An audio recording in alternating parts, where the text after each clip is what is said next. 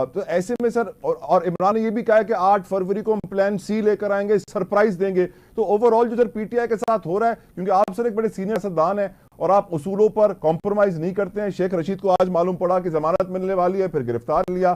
तो आपकी नजर में सर जो हो रहा है वो सही हो रहा है, और इसके असरात क्या होंगे सर? देखिए जी, मैं तो जितना कुछ मसलन बल्ले का निशान है, ये बल्ले का निशान पीटीआई को मिलना चाहिए था। ठीक है, असूली तौर पर बात है।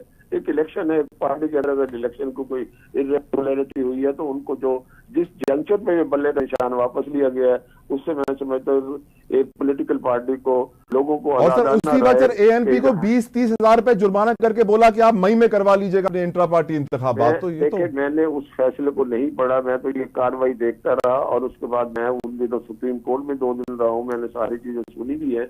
बात यह तो उसमें अगर आप लीगल साइड पे जाएं, वो अपनी जगह पे है, कितनी उसमें शॉर्टकमिंग थी और उसको इलेक्शन को ठीक नहीं कराया गया, वो अपनी जगह पे है। मगर जिस वक्त ये बल्ले का निशान या इस चीज को चैलेंज किया गया, ये अंडर कंसिडरेशन था कोर्ट्स में, मैं समझता हूँ कि आज के इस इलेक्शन में बल्ले का निशान होना चाहिए था। मगर साथ ही पीटीआई को अपनी कोताहियों और अपनी कमजोरियां भी देखनी चाहिए।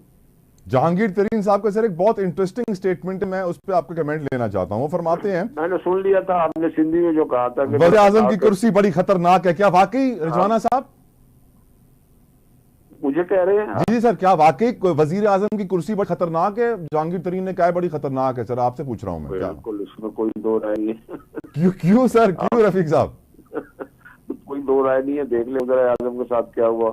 जुल्फ़िकार अली भुट्टो से शुरू हो जाए और आखिरी वज़ीर आज़म अभी इमरान खान है, उससे पहले मियां नवाज, लियाकत अली खान से शुरू होना। रफीक साहब आप तो सीनियर हैं सर। शौकत अली खान साहब से, आई एम सॉरी। हाँ, तो ये क्या हुआ फिर? कोई कैफरे किरदार को पड़ा?